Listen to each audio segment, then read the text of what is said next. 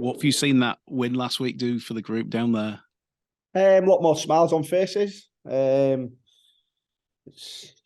just a different atmosphere. I think the lads got rewarded with a win last week for some of the things that we've implemented, and that's allowed us to obviously keep banging the drum with regard to those messages. So, a positive week. Winning helps everybody. It was nice to get a win, but we're very much focused on Friday night against a very good Warrington team.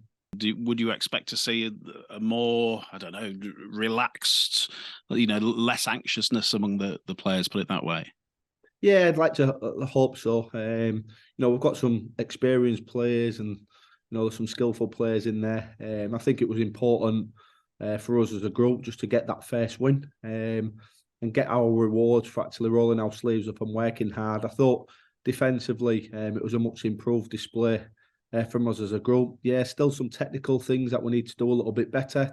But I just thought that spirit to want to defend if a player had made an error with the ball, was there for all to see. And, I thought that enthusiasm from the players when the transition from attack to defence was evident. And, I think the fans saw that and, it really, really enthused us as a group. And to keep, Leeds to within obviously only 8 points, is credit to obviously those 17 guys that took the field.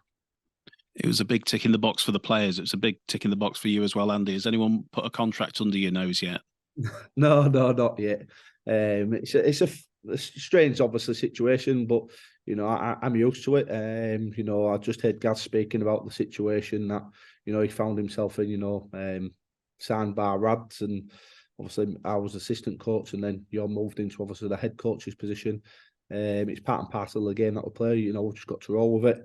I've just got to keep banging the drum and trying to get the best out of the group of players that we've got, and hope that we get some wins and some positive performances, which would hopefully be enough for obviously the management at the club to make a decision, which I definitely want to take it on. But as a club, they need to make sure that it's the right decision for them moving forward. Have you had any discussions, tentative or otherwise? A little brief chats, basically just keeping us in the loop with regards to, the process that they're going through. They're still taking applications and, doing the due diligence with regards to those applicants. There's plenty of applicants who have put in. They need to, have a look at them and verify them and make sure that they're of the right sort of quality. In that time where, obviously they're checking out what's, coming via email and, CVs, etc. I've just got to keep, working with this group of players from week to week, keep leading the staff and hope the performance is showcase what I'm doing and doing well. As and when the time comes to sit down with them, I'm sure I will do. But I'm just focusing on week to week at the moment. How mindful are you at the same time, though, Andy, regarding the potential of, Friday, if you can beat Warrington on Friday, the potential of that, maybe moving you a step closer, if not actually cementing the job for you? Yeah, you are mindful of it. You ride out every emotion during the course of the 80 minutes. I think, that was there for everybody to see on Sky last week. I've made no secret. I don't want the head coach's position. If the players keep performing as they did and show like a real desire and want and a connection with obviously what I'm doing, then hopefully I get the position. But I've got to try and take my personal feelings out of it as much as possible and just make sure I'm professional, because I've got a job to do, albeit at the moment as an interim head coach. And if in the future, it's as an assistant coach, then I'll do that to the best of my ability. That's what I feel I've always done, whichever club I've been at. And, that's potentially why, I've been in the game for obviously the amount of time that I have, because, I try and do things in the correct manner. So, I'm mindful of it, but, I just want to make sure that the players perform the best they can and give a good account of themselves against a Warrington team that are 5 from 5. Absolutely. How impressed have you been with them, and how big a challenge do they pose on Friday? Yeah, they're a very, very well balanced team at the moment. Big, strong, powerful pack, two dynamic nines, any sort of quick rucks they're prepared to run. So we need to be good in that area. They've got impact off the bench in the likes of Sam Cassiano has been a handful, throughout his whole career. Very, very skillful big man. So we've got a big job on our hands, and then in George Williams, I think they've got the best halfback in the competition at the moment. He's just carried on his form from the World Cup. Really, really giving them some strike and some quality on that left edge. And then Josh Drinkwater come in and give Warrington a real controlling head and a kicking game. So they're a really well balanced team, and Darrell's obviously done a good job in terms of his recruitment and the way that he's got them playing at the moment. It's going to be a challenge. We're looking forward to that challenge, and Friday night at Cash, Darrell knows what this ground can be like if we get them rocking and it bouncing again. So he'll have them fully prepared, and we're expecting the best version of Warrington on Friday. Just lastly from me, if he plays, Adam Milner will make his 300th career appearance. Obviously, you've coached more against him than with him. But what could you say about his contribution that you've found to that club down there? Yeah, absolutely sensational. I think it's 3 games time. He'll hit 300 for Castleford, yeah. Which, if I'm right, will make him the highest Super League appearance holder for Castleford Tigers. So, he's an exceptional player, wholehearted, full of energy, can be a pest to play against. And I think that was evident last week against Leeds. And, when he's in that type of mode, he's an asset to any team. And, he's been a great servant for this club. And, he's been someone who, I've leaned on in the last couple of weeks with him being one of those senior heads. And obviously got Castleford at heart, and the performance that he put in at the weekend, was a very, very good one. So, he's been a sensational servant for the club and the town, and long may it continue. Yeah, just a quick one from me, just on George Williams. Obviously, you coached him with England at the World Cup. You'll have seen him day to day. Great to see him back in such great form. But how far do you think he can go? You say he's the best in the comp at the minute, but just talk us through what he's like to play, coach every day, sort of thing. I first came across George back in 2012. I was England assistant coach for England Academy, and George was obviously a chap who came to Australia with us. In that group was the Ben Currys and Ryan Hampshires, John Batemans of this world, and George was a first year academy player at that time, and went over to Australia and performed exceptionally well. Very, very tough. One of the big things that George has got going from his, he was prepared to play at the line. Loves to get his body in front defensively. Can bang you, and offensively, he's prepared to play right at the line. And I think the big thing for George is his running game. Sensational runner of football. Can step off both feet and got a great shot kicking game. I think what's good with George at the moment is allowing Drinkwater to lead and control the game a little bit, and that frees him up to just do what he does well. I think if you bog him down with too much organisation, it doesn't bring the best out of him. And I think it's evident that Darrell's got Drinky to take control of setting up players and organising the team and pushing them, where they need to be and marshalling the group. And then George can just be a free spirit on the back of it, and he's an exceptional player. I think he's a real asset for obviously us as a nation. We think real highly of him, obviously from an England staff point of view. And I think one of the big things for me is he's a champion lad. Real humble.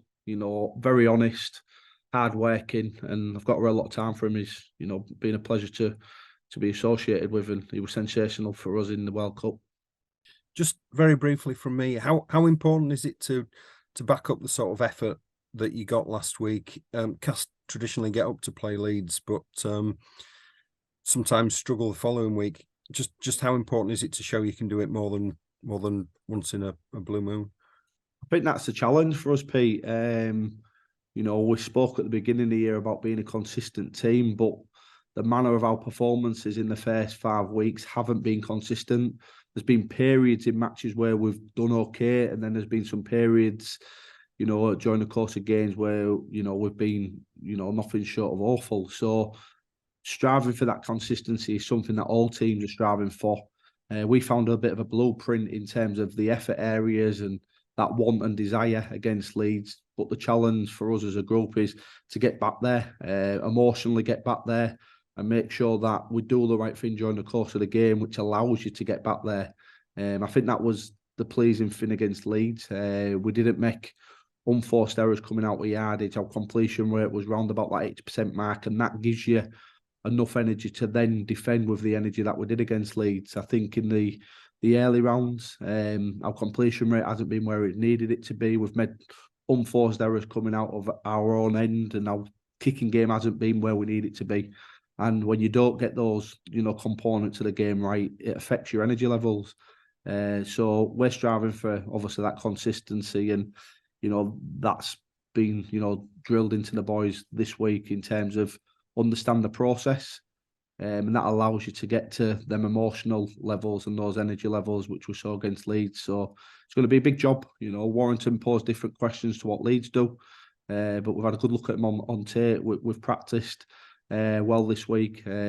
It's all about performing under pressure on game day now. Just reading between the lines what you said earlier, you haven't had a formal interview then? No formal interview. Couple little chats of basically how things are going, etc., but nothing formal.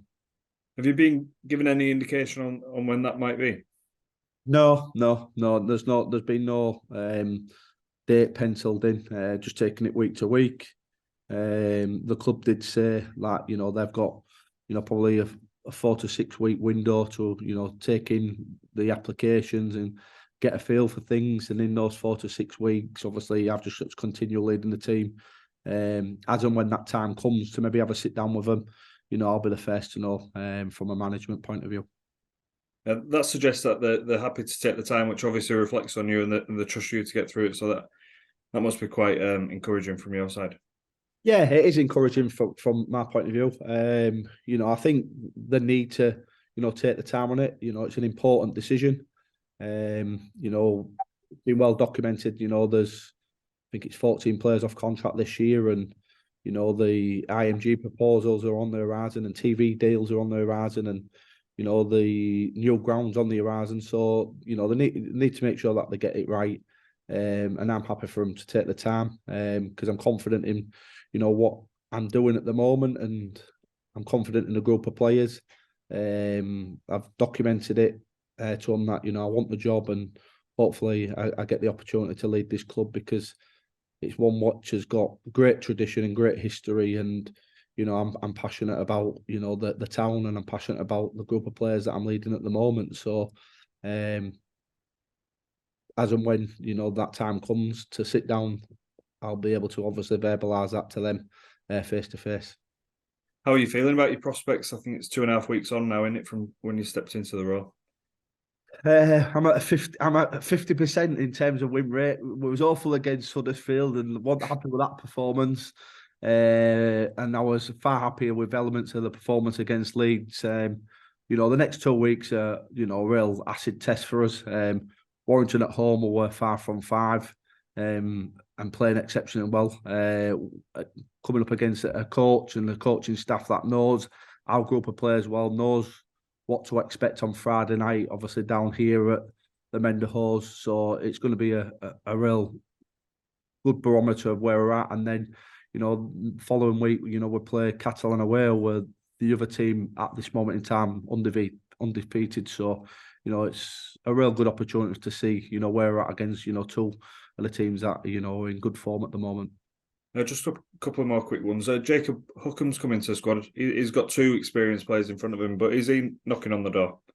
Yeah, he's trained well this week. We had a little bit of a a knock on Gaz Widdop, which he finished the game with. Obviously, Monday he didn't train, and Tuesday only participated in a little bit of the session, but he's come through absolutely fine. So Jacobs played well in the reserves last week against Leeds. Has played a little bit of first grade, obviously, at Hull. We know him well from his time at Hull. I think it's good for his confidence that considered him part of the the 21-man squad this week. How close is Callum McClellan to getting back into that first team squad? Yeah, he's still got some work to do in the physio room, unfortunately. Had a horrible run with injury as Callum, so he's just working away and trying to fine tune and tick all the boxes before we can declare him obviously fit to participate in full training and declare himself fit to participate in a game. Is it his knee that's still giving him problems, or has he had a few muscle injuries? Like players. A little bit of the knee, and then a little bit of soft tissue around that. So he's got some stuff that he still needs to do. Is there any concern about that? How's he dealing with it? Because obviously, like you say, it's been a long road on it for him. Yeah, it's been a long road. I think it's getting up to nearly 2 years now that he's not been able to play. So it's tough on the lad. Mentally, he's had his down days, and he has his up days. He's working hard, and he's doing his stuff with the physios, and he's getting the best treatment. We just need to make sure that we're conscious of obviously the age he is, and trying to make sure that we're thinking of Callum from a welfare point of view, long term. So we need to just make sure that we do that correctly. I always tend to think the difference between a good team and an average team is that a good team can play well every week, whereas an average team can rise for some games, but then falls back into being average, if you see what I mean. Yeah. And the trick is to convert the average into the good every week, isn't it? And if ever there was a test for you, this is going to be it this week, because great against Leeds, tremendous support from the crowd, I thought. It would be great to see you looking as happy after this game as you were last week, but it's a hell of a test, isn't it? And a bigger test, really, let's be honest, than Leeds were in terms of Warrington so far. How do you get the lads up again to play probably even better than they played against Leeds? I think they'll need to be better. To beat Warrington, we'll need to be better than was against Leeds. And I think what you say, Martin, you're absolutely spot on. The challenge for us as a group is getting ourselves back into that mental state, that emotional state, and that physical state to go and attack this game with the same sort of enthusiasm and energy levels that we did against Leeds. If you do that, you give yourself a chance. From a technical, tactical point of view, there's some things, if we do well, hopefully that'll allow us to be effective against a very good Warrington team. But they're playing really, really well. They've got some players who are at the top of the game. We've touched on George Williams, Josh Drinkwater's found his feet and doing a really, really good job in Marshall and obviously the Warrington team. And then Paul Vaughan has been very, very good for him, churning out big minutes and big numbers from a carriage point of view.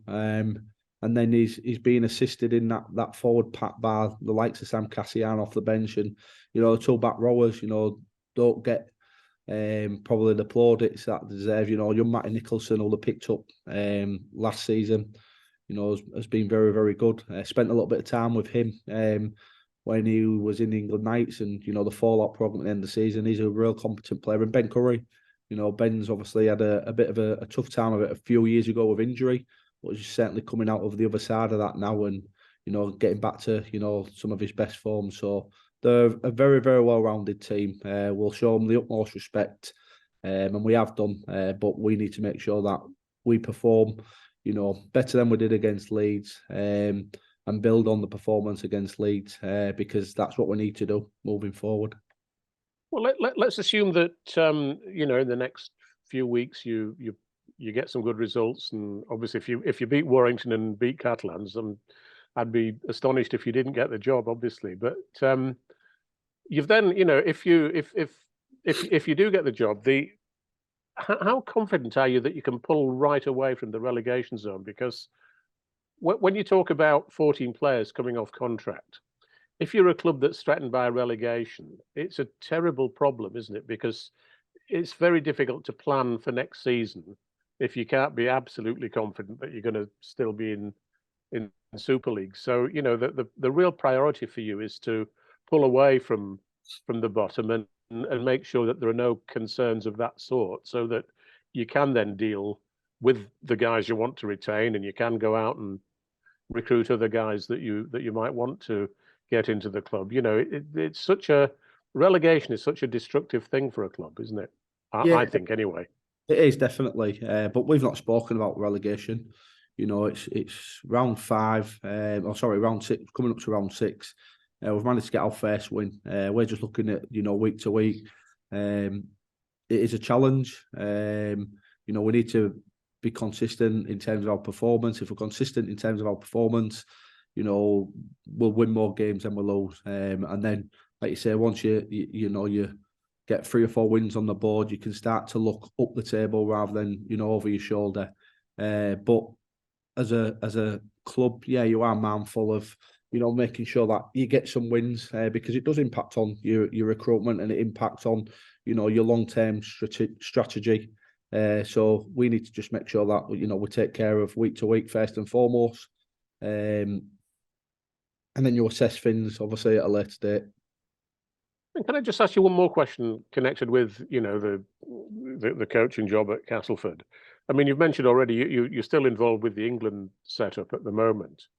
If the club said to you they'd like to appoint you, but on an exclusive basis, in other words, if they said they'd like you to give up that England role and concentrate purely on Castleford, which is not inconceivable, I suppose. I mean, I don't know what their attitude is. I can't speak for them, but would you be prepared to do that if it came with the you know, the offer of getting the job full time at the club? It's difficult to speculate, Martin. You know, we haven't had them conversations yet. As and when, you know, them conversations happened, I'm sure that's something that's going to be discussed. Can't really comment on that at the moment because, you know, I'm the current... Because it's not happened, basically. If that happens, you know, I can't really, you know, comment. No. I'm the current England assistant coach. I absolutely love that role. Working with Sean's been, you know, fantastic. He's an absolute champion coach. Learning so much from him, you know, whenever I'm in and around him.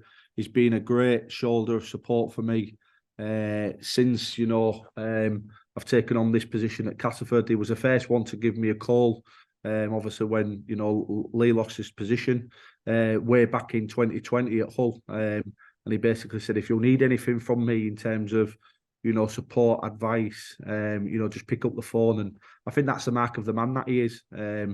You know, really, really, you know, good coach and, you know, strong character. A really good coach, real strong character, very strong with regard to his principles and his beliefs. And I think, you know, from my point of view, I found, you know, a friend as well. And I know that if I needed him to call on him at any time, you know, that he'd be there for me. So, you know, the England job is something that I'm very, very passionate about because from a personal development point of view, I'm learning a great deal. And just being around those international players and in that environment, you know, has allowed me to grow as a coach and as a person. So, you know, it's something which, you know, I really enjoy being part of. And, you know, with regards to, you know, stepping down from it with this job, I can't really speculate because, you know, we haven't had those discussions yet. Just one from me, Andy. How's Niall going? Niall Evans, yeah, he's okay. Yeah. He's doing a fair bit of running, getting some miles into his legs, which he'll need to as a fullback. You know, covers, you know, a lot of distance in games and a lot of high speeds and change of direction and accelerations and all that sort of stuff. So, you know, we're putting a fair bit of work into him.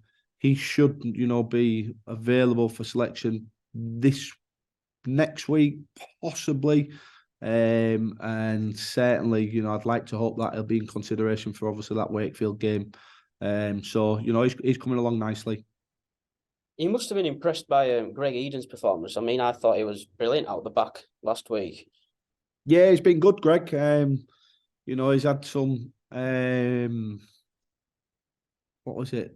Some press a number of years ago when he was playing at fullback. I think it was in his time. Hull KR maybe? No, it might have been at Huddersfield. I think he was referred to as Billy Slater. I think it was Nathan Brown that spoke about him being the next Billy Slater. So, he's got some experience and some, runs on the board as a fullback. Very, very competent there.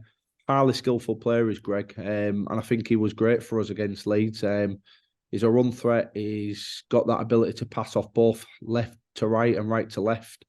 And this is dynamic playing. He's comfortable playing there. So, I was really pleased what he did for us against Leeds, and I'm hoping that he can put in an equally good performance on Friday against Warrington.